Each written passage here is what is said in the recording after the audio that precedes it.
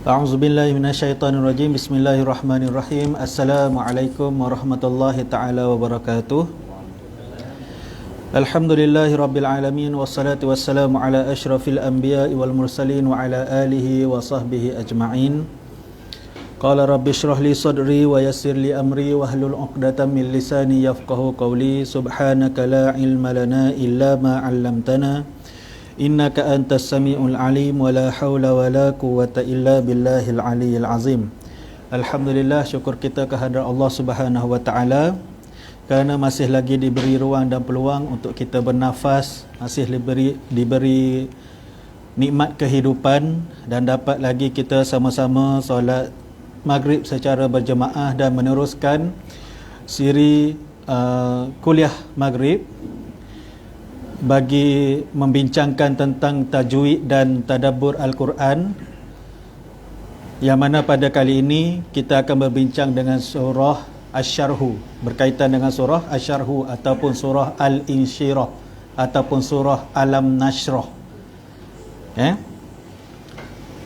Dan terima kasih diucapkan kepada semua AJK surah At-Taqwa dan seterusnya, kepada ibu-ibu, ayah-ayah yang dihormati Allah sekalian.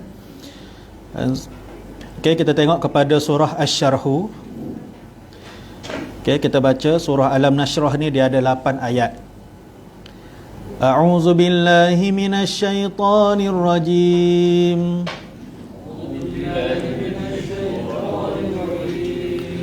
Bismillahirrahmanirrahim. Alam nashrah laka sadrak wa wada'na anka wizrak alladhi anqadha dhahrak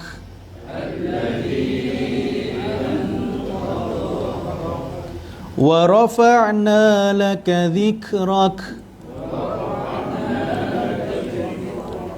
fa inna ma'al usri yusra inna ma'al usri yusra fa idza faraghta fansab wa ila rabbika farghab. Okey, alhamdulillah. Okey, kita tengok kepada ayat yang pertama, Alam nashrah laka sadrak. Okey, alam nash. Alam nash, mim mati bertemu dengan nun. Okey, hukum mim mati kita tengok ianya berkaitan dengan izhar syafawi. Izhar syafawi, huruf mim yang bertemu dengan semua huruf kecuali huruf ba dan huruf mim.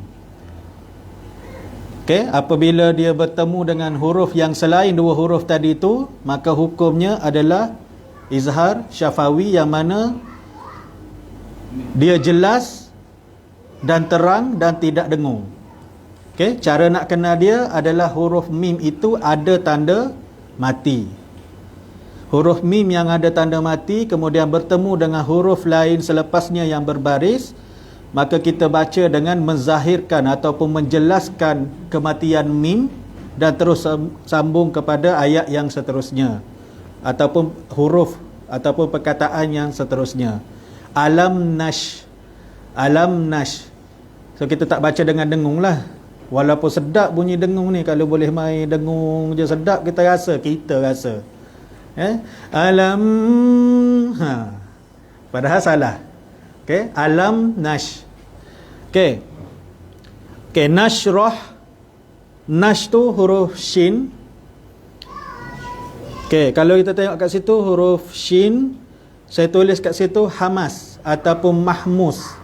Hukum dia nanti kita terangkan. Okey, ra berbaris di atas, ra tebal, ra yang berbaris di atas adalah ra tebal.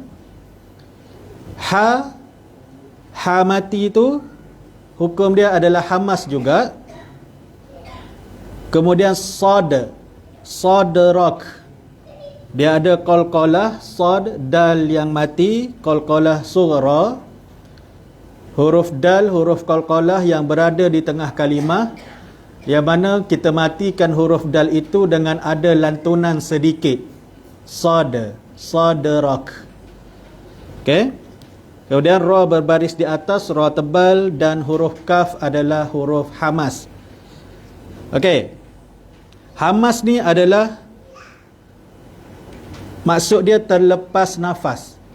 Terlepas nafas ketika menyebut huruf-hurufnya. Dan hamas berlaku pada huruf yang berbaris ataupun sukun, ataupun yang mati. Tapi keadaan yang sukun, keadaan yang mati lebih menjelaskan sebutan hamas tersebut. Macam kita telah sebut sebelum ni, perkataan bismillah ada berdesir, kalau dipanggil berdesir. Okey, kalau kat situ ayat yang pertama tadi tu kita ada nash, roh, sadrak belakang tu, semuanya huruf-huruf yang berdesir. Ada angin yang kita lepaskan bila sebut huruf tersebut. Dan antara huruf-hurufnya, huruf hamas ni dia ada 10. Fa, ha, sa, ha, shin, kha, sad, sin, kaf, ta. Ada 10 huruf.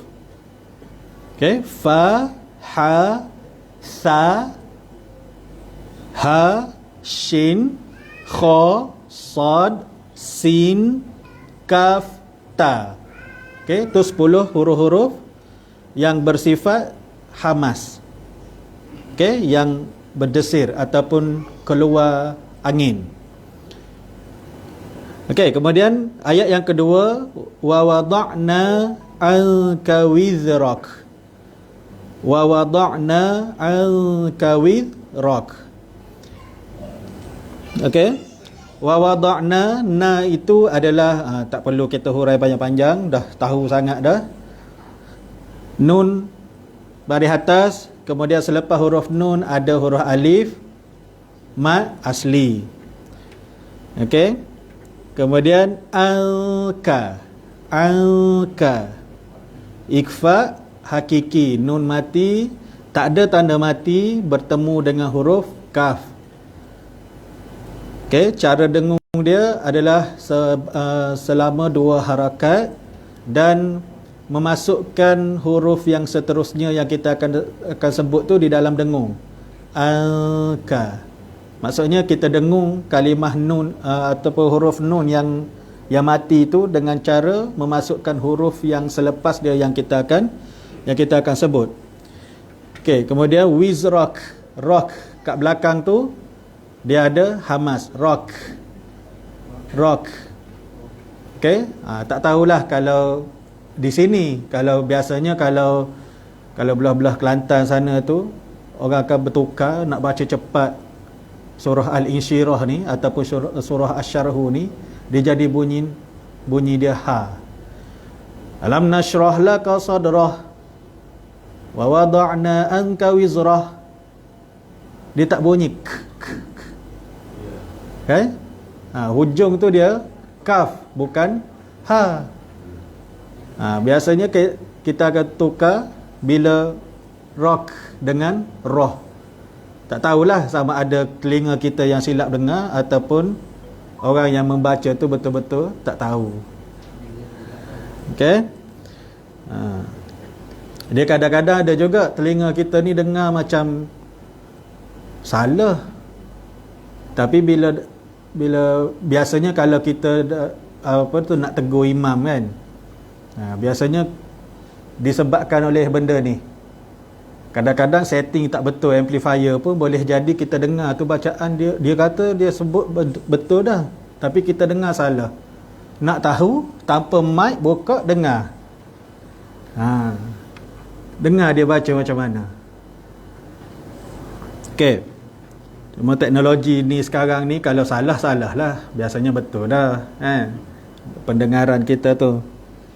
Okey, tak apalah. Kalau ada salah sebelum ni, boleh baiki terus. Sebab kita dah tahu. Yang tak tahu tu, minta-minta Allah ampunkan dosa kita sebelum ni, yang mana kita dah baca al-insyirah dalam solat, kemudian ada kesalahan. Bila kita dah tahu, kita try ubah. Okey. Seterusnya ayat yang ketiga, allazi anqadha zahrak. Okey, allazi, okey, huruf zai, kemudian ada huruf ya, huruf mat. Lepas tu huruf mat tersebut bertemu dengan hamzah, allazi dengan anqadha. Okey, allazi dengan anqadha. So dia dua kalimah. Dua kalimah dia jadi mat jaiz munfasil. Okey, panjang dia 4 ataupun 5 harakat. Okey. Sekurang-kurangnya 4 gerak jari, allazi, ataupun 5 allazi. Tapi kalau dalam semayang jangan pula dah angkat tangan allazi, agak-agak lah.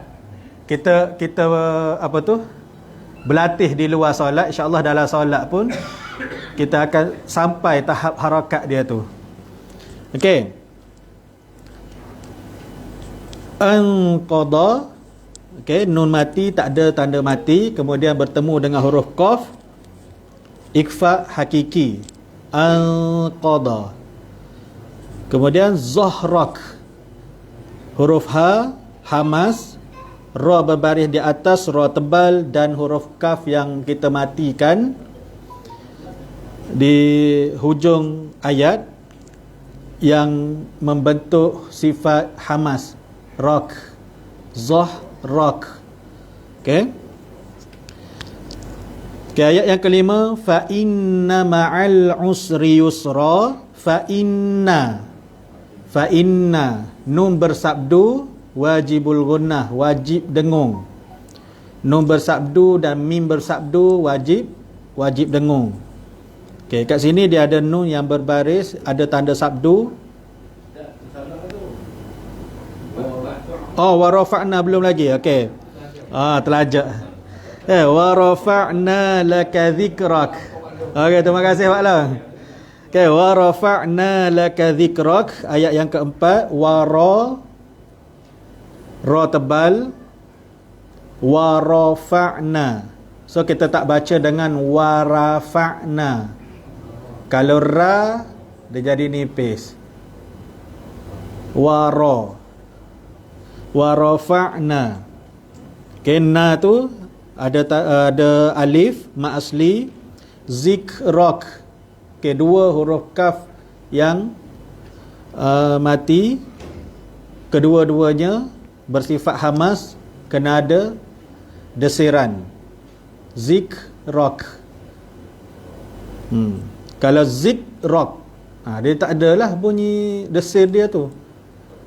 Wa rafa'na laka zikrak. Dia tak jadi zikrak. Okey. Baru masuk ayat yang kelima. Fa inna ma'al usri yusra. Fa inna wajibul gunnah, wajib dengung dengan kadar 2 harakat. Fa inna ma'al. Okey. Fa inna wajibul gunnah, al usri ada alif lam, lam tu ada tanda mati, alif lam qamariyah. Usri, sin mati, hamas. Yusra, fa inna ma'al usri yusra. Okey, kat sini kita tak boleh nak laju. Fa inna ma'al usri yusra. Dia bunyi tapi lajulah. Baca lambat-lambat pun tak apa. Fa inna ma'al usri yusra. Okey. Hamas yusra. Yus tu hamas juga, huruf sin yang mati, kemudian ra. Okey. Huruf ra yang bertanda fathatain, dua baris di atas. Okey, dua baris di atas kita panggil mak iwat. Mak iwat ni ganti atau menggantikan satu baris daripada dua baris tu kepada bacaan mat dua harakat ketika diwakafkan. Okey. Maksudnya sepatutnya kita baca fa inna ma'al usri yusran. Tapi oleh kerana kita berhentikan bacaan, baris dua tu kita jadikan dia satu je baris dan kita sebut usra. Itu ma'iwat. Ketika berhentikan bacaan. Kalau kita sambung bunyi ron. Kalau kita berhenti jadi ra saja. Fa inna ma'al usri yusra. Kalau nak sambung fa inna ma'al usri yusran, inna ma'al usri yusra. Okey. Ron tu tak boleh dengung juga kalau kita sambung kan. Usri yusran in, dia jadi izhar halki. Ba tanwin bertemu dengan huruf hamzah di ayat yang seterusnya tu. Lain pula dengan usri yusra yang kat bawah tu. Usri yusra yang pertama tak dengung, usri yang yusra yang kedua kalau kita sambung bacaan dia dengung sebab tanwin bertemu dengan huruf fa. Ikfa hakiki, satu izhar halki, satu ikfa hakiki. Tapi kalau berhenti jadi ma'iwat. Buang satu baris atas, menggantikan kita baca dengan satu baris di perkataan yang ada dua baris atas. Okey. Ni kalau nak bagi contoh nak tarik nafas panjang ni. 3 ayat kan. Fa inna ma'al usri yusran, inna ma'al usri yusran, fa idza faraghta fansab. Satu tak dengung, satu lagi dengung. Itu kalau bacaan sambung. Okey, ma'iwat ni lagi dia tak terjadi sekiranya huruf yang di hujung yang kita nak matikan tu adalah huruf ta marbutah yang berbaris dua. Contohnya kita nak berhenti dalam kalimah kasirah. Dia je kasiratan, ta marbutah yang berbaris dua. Tapi kita tak baca kasirata. Kita tak baca macam tu. Sebab dia kecuali huruf ta marbutah, huruf lain semuanya kita baca dengan ma'iwat. Tetapi kalau huruf ta marbutah kita matikan ta tu dengan huruf ha, dia tetap akan bunyi kasirah walaupun huruf ta marbutah itu berbaris dua di atas. Okey. Dia lah ma'iwat. Okey, kemudian ayat yang ke-6, inna ma'al usri yusra. Sama juga macam tadi. Inna wajibul gunnah. Dia beza dua ayat ni adalah huruf fa sahaja. Atas ada fa inna, bawah tak ada fa, ada inna. Inna ma'al usri yusra, wajibul gunnah. Kemudian al-usri, alif lam qamariyah, huruf sin, dua sin tu adalah hamas, dan ra ma'iwat ketika diberhentikan ataupun diwakafkan bacaan. Okey, seterusnya fa idza faraghta fansab. Fa idza fa hamas tadi kan. Fa idza, za tu adalah ma asli, fansab ikfa hakiki, fansab nun mati bertemu dengan huruf sad, dan ba di akhir kalimah ataupun ba yang kita berhentikan wakafkan qalqalah sughra. Kalau kita baca sambung dia jadi sughra, salah tu kubra. Dalam nota tu tukar kubra. Biasalah tulis nota copy paste kadang-kadang tu tukar ambil qalqalah, nak ambil qalqalah aja. Nak tukar kubra jadi sughra juga. Fansab tu adalah qalqalah kubra. Okey, kalau kita sambung baru dia jadi qalqalah sughra. Fa idza faraghta fansab wa ila rabbika farghab. Okey? Fa idza faragta fansab. Sab. Jangan sab. Sab jadi tambah hamzah. Sab. Wa ila rabbika farghab. Wa ila la tu adalah mak asli ataupun nama lain bagi mak asli, mak tabi'i. Rabbika huruf ra berbaris di atas, ra tebal. Far ra mati, sebelum ra itu huruf lain yang berbaris di atas.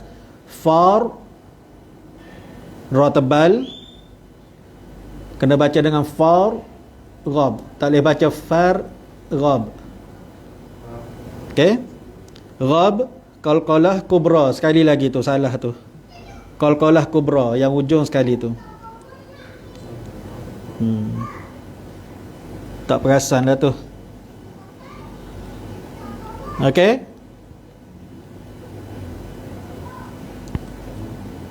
selesai berkaitan dengan tajwid surah Asy-Syarhu. Sedikit sebanyaklah perkongsian cara sebut dan sebagainya. Okey, kita tengok kepada pengajaran ataupun maksud-maksud ayat yang kita boleh ambil pengajaran dalam surah Asy-Syarhu ini. Nama surah adalah surah Asy-Syarhu ataupun Al-Insyirah ada juga, ataupun ada juga yang panggil surah ini adalah surah Alam Nashrah. Ada juga yang panggil surah ini As-Sakinah. Okey, yang bermaksud kelapangan ataupun yang melapangkan.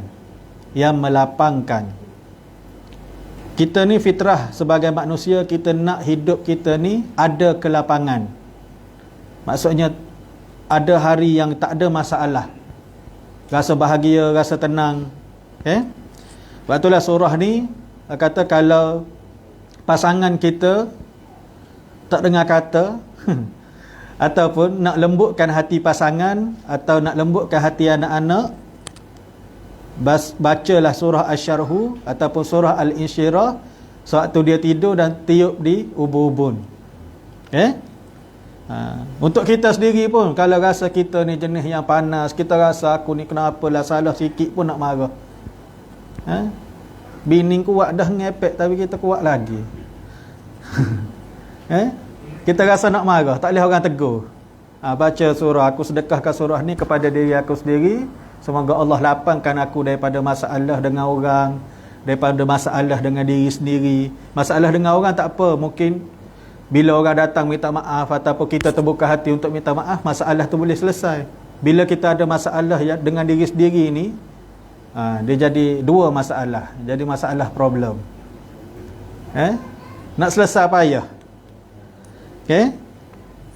Bilangan ayat ada 8, ada 27 kalimah dan ada 103 huruf dalam surah ni. Surah yang ke-94 mengikut turutan surah-surah di dalam Al-Quran. Tapi kalau ikut kronologi ataupun mengikut susunan daripada penerimaan wahyu daripada malaikat Jibril dari Allah, kemudian malaikat Jibril perantaraan, dan kemudian kepada Nabi Muhammad, ianya adalah surah yang ke-12. Kategori surah ini adalah Makkiyah, iaitu diturunkan di Mekah sebelum berlakunya peristiwa hijrah ke Yasrib ataupun hijrah ke Madinah. Itu mukaddimah surah Asy-Syarhu. Kemudian ayat yang pertama, alam nashrah laka sadrak, yang bermaksud bukankah kami telah melapangkan dadamu. Ayat yang pertama ni Allah mengingatkan Nabi Muhammad sallallahu alaihi wasallam bagaimana Allah telah melapangkan dada Nabi dengan cahaya Islam. Apabila dada Nabi dilapangkan, maka Nabi mudah faham agama dan menerima wahyu. Kita dah sebut tentang penurunan wahyu ni dalam surah Iqra gitu. Dan satu lagi, Ada pendapat yang kata ia juga bermakna Allah melapangkan dada Nabi sampai baginda boleh sabar dalam menghadapi segala dugaan, tidak mudah merajuk dan putus asa. Maksud kat sini, alam nashrah laka sadrak ni, Allah ingatkan Nabi Muhammad sallallahu alaihi wasallam dengan Allah ni dah melapangkan dada Nabi untuk Nabi bersedia menerima wahyu, dan Allah juga lapangkan dada Nabi untuk Nabi terima dengan tenang, Nabi hidup tetap bahagia walaupun diancam. Daripada Mekah sampai ke Madinah, hidup Nabi ni berterus-terusan diancam sehinggalah berlaku Fathu Mekah, pembukaan kota Mekah. Maksudnya bila berlakunya pembukaan kota Mekah tu, hilang dah sikit ancaman. Kalau tidak, daripada awal Nabi diutuskan menjadi Rasul umur 40, bermula daripada situlah ancaman terhadap baginda ni sentiasa ada. Ingatkan bila dah hijrah ke Madinah, keluar daripada kota Mekah, tak ada dah ancaman. Nabi pula sibuk dengan mengatur strategi peperangan pula. Berlakunya Badar, Uhud, Khandaq dan sebagainya. Itu semua dalam fikiran Nabi semua. Nabi kena fikir macam mana nak bangunkan negara Islam. Nabi juga fikir macam mana nak menentang orang, nak melawan balik tentangan daripada kafir Quraisy dan Yahudi. Tapi dalam keadaan masa yang sama, Allah ingatkan, bukankah aku dah melapangkan dada kamu untuk kamu menerima wahyu ini, untuk menerima Al-Quran dan untuk menyebarkan agama Islam. Okay, kemudian wa wada'na anka wizrak, dan kami telah menghilangkan daripadamu bebananmu. Okay, hilanglah benda tadi tu, keserabutan yang mana di peringkat awal Rasulullah ni rasa serabut dengan keadaan buruk. Sewaktu Nabi sebelum berumur 40 tahun, sebelum menerima wahyu, Nabi rasa keadaan masyarakat jahiliyah di Mekah pada masa tu sangat teruk, sembah berhala, dan itu tak sesuai, memang tak sesuai dengan fitrah seorang Nabi. Memang dia tahu benda tu adalah perkara yang dibuat oleh masyarakat Arab jahiliyah pada masa tu adalah bertentangan dengan fitrah seorang Nabi. Bukanlah berhala tu yang patut disembah. So Allah dah hilangkan daripadamu bebananmu. Allazi anqadha zahrak, yang memberatkan belakangmu, yang sepatutnya kamu tanggung, yang selama ni Nabi duk fikir macam mana nak selesaikan masalah umat dia yang terpesong daripada Tuhan yang sebenar. Okay, bila turunnya ayat yang pertama, wahyu yang pertama, Iqra' bismi rabbikal ladzi khalaq, maka Allah dah hilangkan semua bebanan itu. Allah ingatkan balik Nabi. Okey, kemudian wa rafa'na laka dzikrak, dan kami tinggikan bagimu sebutan namamu. Kemudian Allah cakap lagi dekat Nabi, wa rafa'na laka dzikrak. Ayat ni berkaitan dengan Allah meninggikan sebutan nama Nabi, sehingga kan pada kita sekarang pun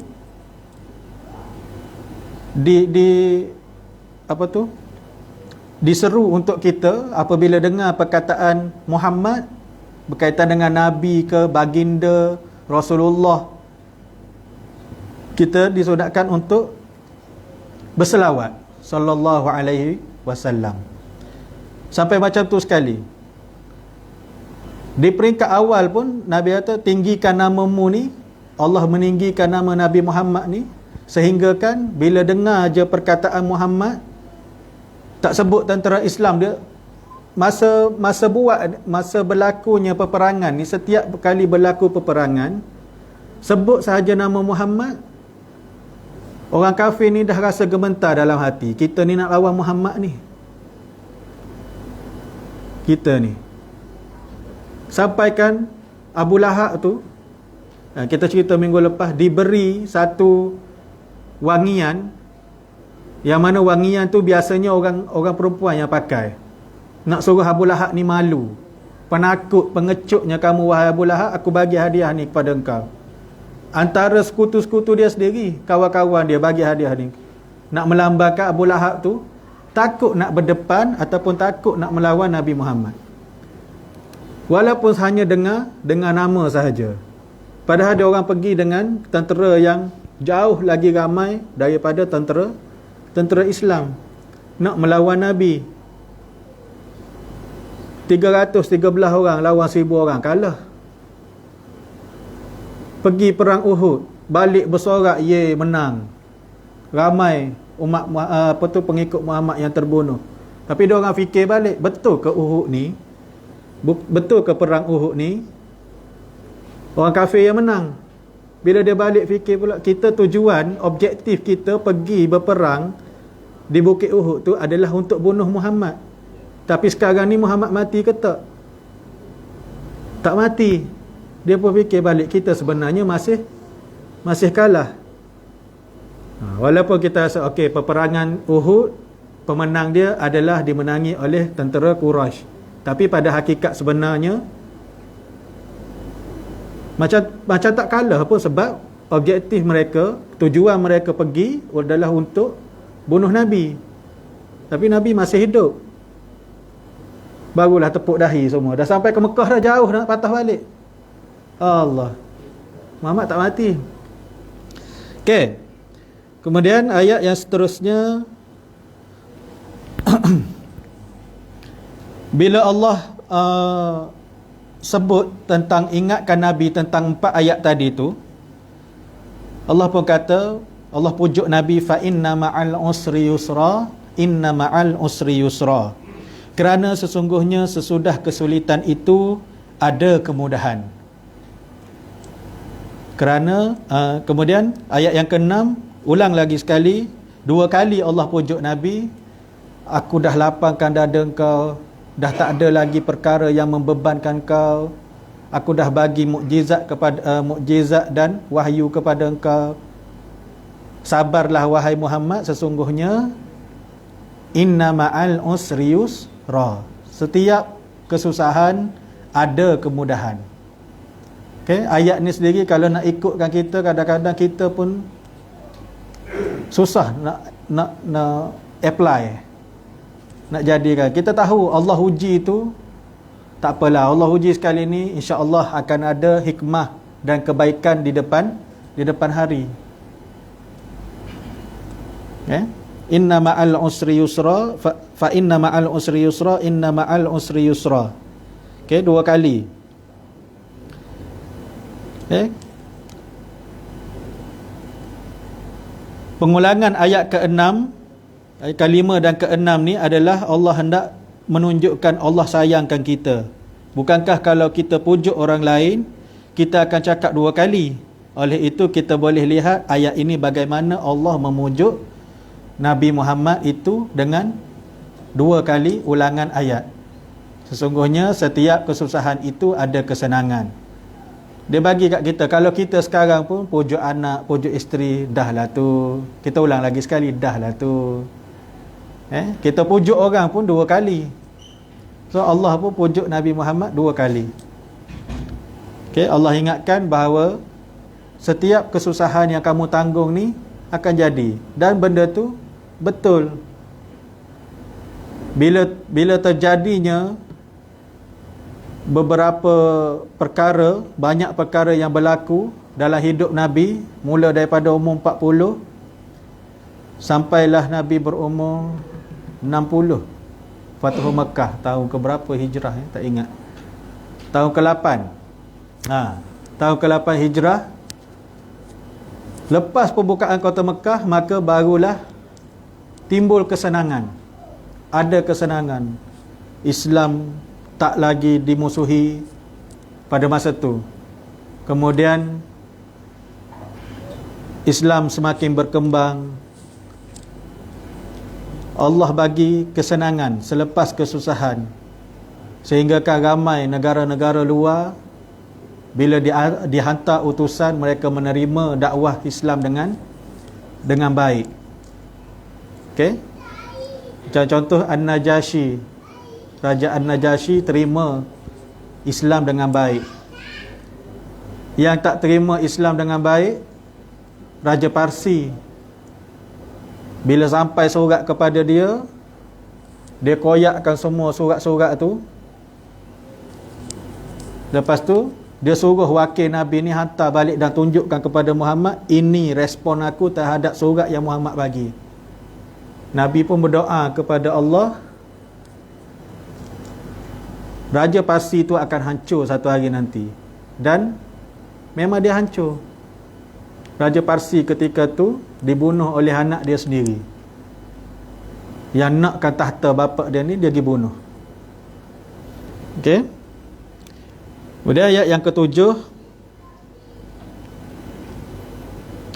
fa idza faraghta fansab, maka apabila telah selesai daripada sesuatu urusan, kerjakanlah sungguh-sungguh urusan orang lain. Ataupun dalam tafsiran yang lain, Allah suruh apabila kamu telah selesai satu urusan, maka buatlah urusan yang lain. Bermaksud kat sini, Nabi telah selesai urusan dia, kemudian dia bantu sahabat-sahabat untuk meneruskan urusan yang lain. Dia hantar governor-governor Islam ke negara-negara lain. Ataupun ada juga dalam tafsir yang menyebut faiza faraghta fansab ni adalah apabila Nabi selesai buat satu ibadah, ada ibadah yang lain yang Rasulullah nantikan. Maksudnya bila dah buat satu perkara yang sunat, satu perkara yang wajib, Rasulullah tambah lagi dengan perkara-perkara yang sunat seperti qiyamul lail dan sebagainya. Okey, wa ila rabbika farghab. Wa ila rabbika farghab, dan hanya kepada Tuhanmu hendaknya kamu berharap. Okey.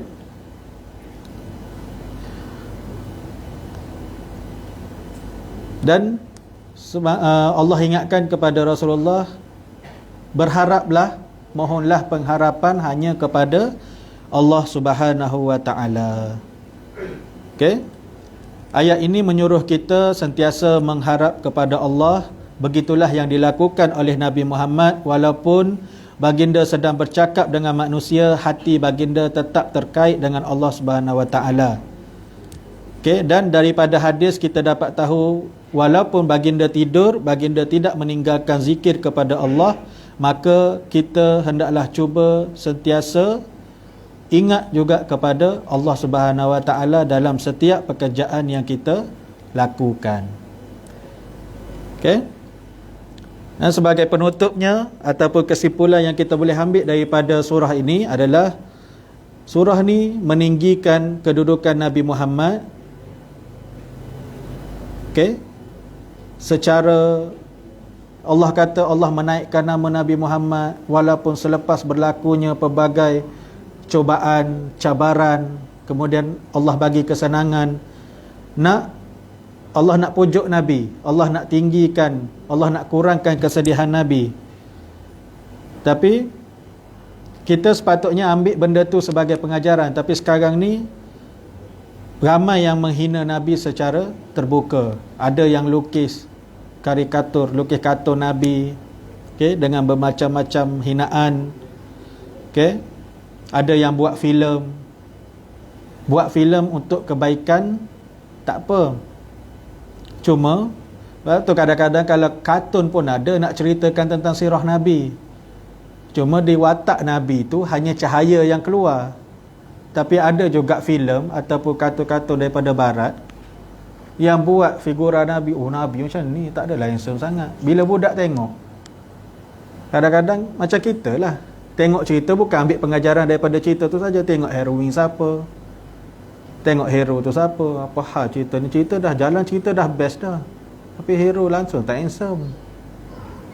So itulah perkara yang terjadi pada budak-budak pun. Oh Nabi macam ni. Sebab tu kita nak fahamkan tentang akidah kepada budak-budak susah. Kadang-kadang ajar akidah bertahun-tahun pun, kadang ada budak ni dia mudah faham, okey Allah tu satu. Tapi paling saya tengok kawan lah, hari ni ada dekat Putrajaya buat khusus.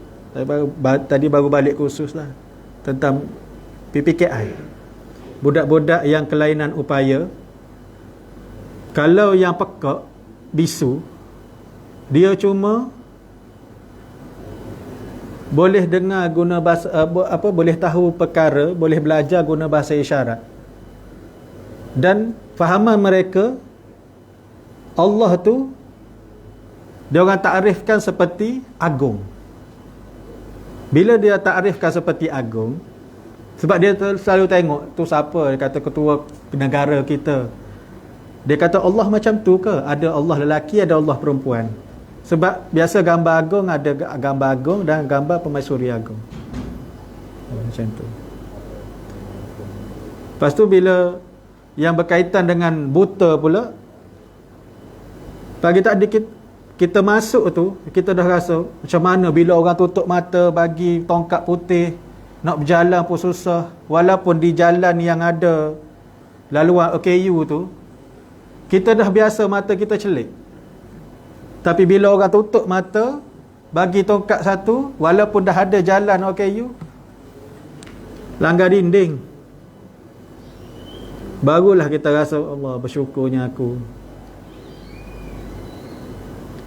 Sebab dia orang belajar sama. Kalau buku teks budak normal tebal tu, dia orang pun belajar buku teks yang ada perkara yang sama yang disebut dalam buku teks budak-budak ni, tapi dia orang ada sampai 14 jilid pun ada. Kalau satu buku teks murid biasa tebal ni, dia orang tebal ni. Guna braille.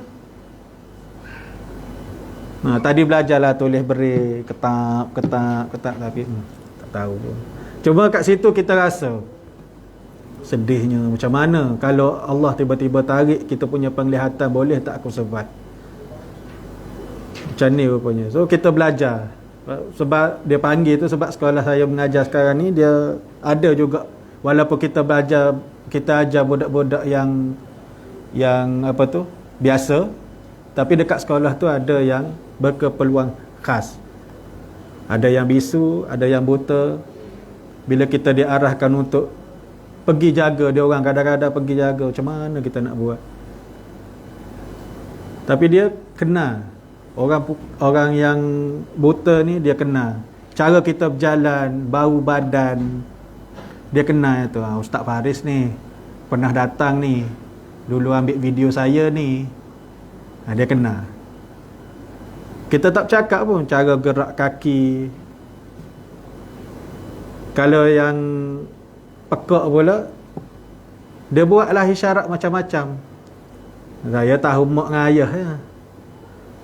Mak, ayah. Hal lain tak tahulah.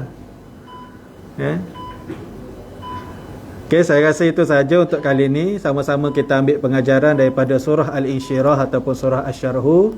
Semoga pertemuan kita pada kali ini memberi manfaat sedikit sebanyak. Okay, apa yang baik itu datangnya daripada Allah Subhanahu Wa Taala, dan segala kekurangan itu adalah kelemahan diri saya sendiri. Aku qauli hadza wa astaghfirullahal azim li wa lakum. Assalamualaikum warahmatullahi taala wabarakatuh. Allahumma arhamna bil Qur'an waj'alhu lana imaman wa nuran wa hudan wa rahmah. Allahumma zakkirna minhu ma nasina wa 'allimna minhu ma jahilna warzuqna tilawatahu ana al-laili wa atrafan nahar waj'alhu lana hujjatan ya rabbal alamin insyaallah.